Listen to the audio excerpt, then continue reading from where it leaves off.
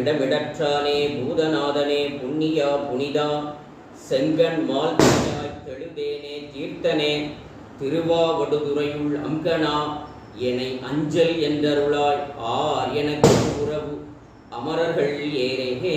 திருச்சிற்றம்பலம். ஆன்மீக செல்வர்களே, இன்று எல்லாருக்கும் மேலமங்கலம் பாலயோகி சுவாமிகள் திருமணத்தின் சார்பாக தீபாவளி நல்வாழ்த்துக்களை சொல்லிக்கொண்டு, தீபாவளி தீபங்களை வரிசையாக ஏற்று வழிபாடு செய்தல், இதுதான் அந்த பொருள்.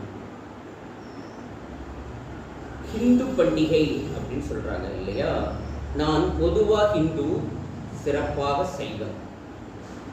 இது வைணவர்களை பொறுத்தவரை பண்டிகை, சைவர்களை பொறுத்தவரை இது விழா, திருவிழா. பண்டிகை திருவிழா வேறு வேறா? கண்டிப்பாக வேறுதான். அதையே நாம் நிறைய புரிஞ்சிக்காமத்தான் இருக்கிறோம். இறந்தவர்களை மையமாக வைத்து செய்கிற ஒரு விழாவுக்கு பண்டிகை என்று பெயர். எங்களுக்கு எப்படி திருவிழா? பள்ளிக்கூடத்தில் படித்தோம், தீபாவளி பற்றி சொல்லிக் கொடுக்கணும். Deepavali is Hindus festival. Narakasura was killed by lord Krishna. Krishnan என்ற கடவுளால் நரகாசுரன் என்ற அசுரன் கொல்லப்பட்டான். அவன் இறக்கிற தருவாயில் என்னுடைய மரணத்தை எல்லாரும் கொண்டாடணும்னு கேட்டுக்கிட்டா கொண்டாடணும். அப்போ அவர்களை பொறுத்தவரை, வைணவர்களை பொறுத்தவரை பெருமாள் கோயிலுக்கு போய் நெய் விளக்கு ஏற்றி இந்த நெகட்டிவான ஒரு நபரை அழித்துவிட்டு பாசிட்டிவை வளர செய்வதற்கான நன்றியை செலுத்துதல் தீபாவளி பண்டிகை. சைவர்களுக்கு எப்படி அது திருவிழா?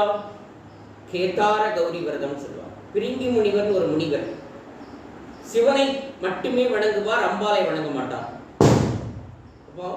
நானும் அம்பாலும் வேறு வேறு அல்ல என்பதை பிரிங்கி முனிவர் மூலமாக இந்த பிரபஞ்சத்திற்கு உணர்த்துவது என்று பெருமாள் திருவுள்ளம் கொண்டார்.